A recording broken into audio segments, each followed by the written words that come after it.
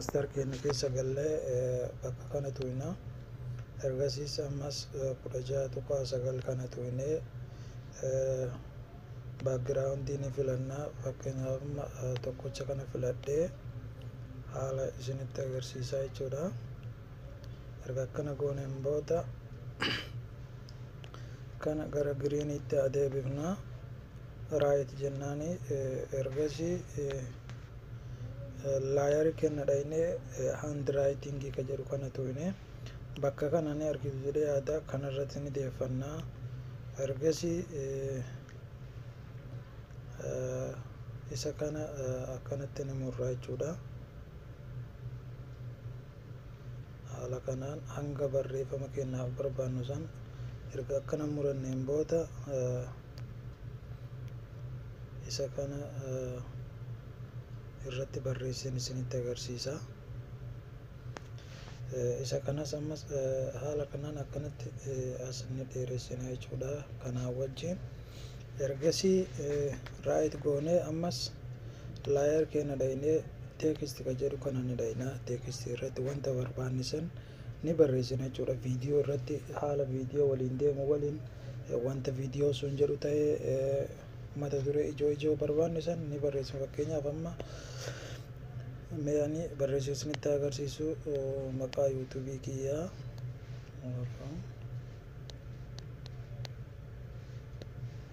erga kana barreesseen booda okay jedhaani haala kanaan jira. barreeffama kana halluu biraatitti jijjiirraa adii kana irratti waan nu mul'anneef amma gurraachatti haa jijjiiru.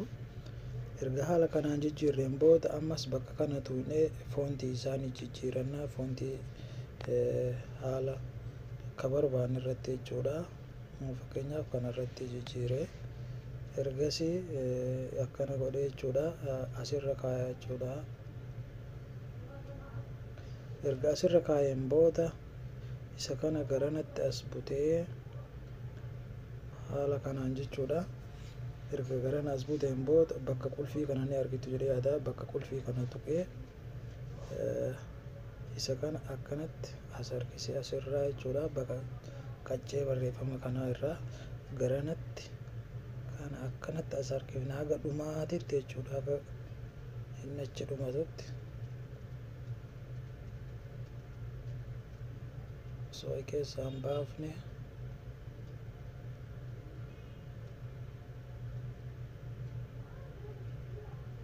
haala kanaan erga achi fidneen booda amma barreeffamichi isa kana amma kanallee kannini wal qixxeessina jechuudha.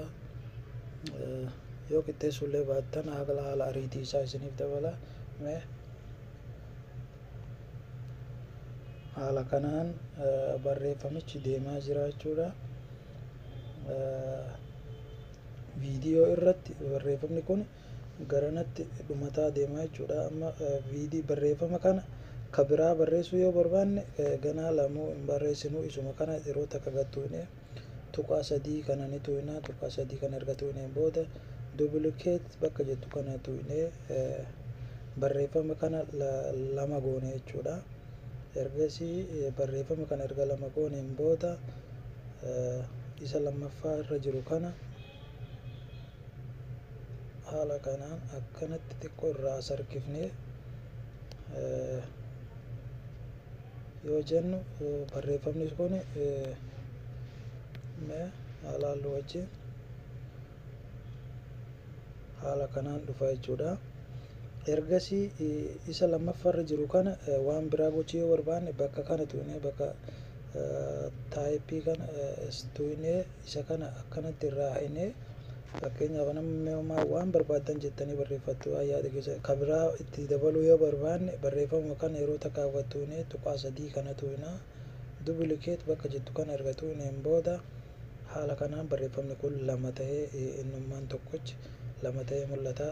akka inni lamaan isaa wal hin fakkaanneef amma kana tokkocha irraa hine like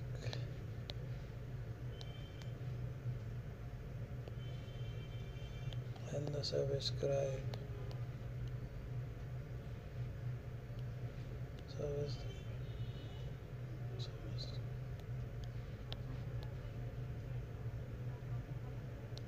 like and subscribe jenneeni amma fakkeenyaaf haala kanaan ta'ee jira walirra waan dhufeef kana akkanatti jalaa akkana hiisina jechuudha ka jalaa kana xiqqoo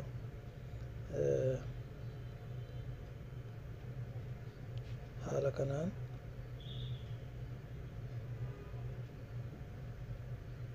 erga hiisineen booda ka gubbaa kana ammoo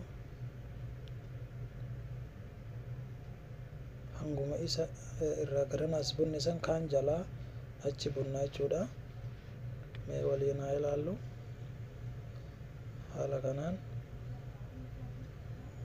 haala kanaan barreeffamichi deemaa jechuudha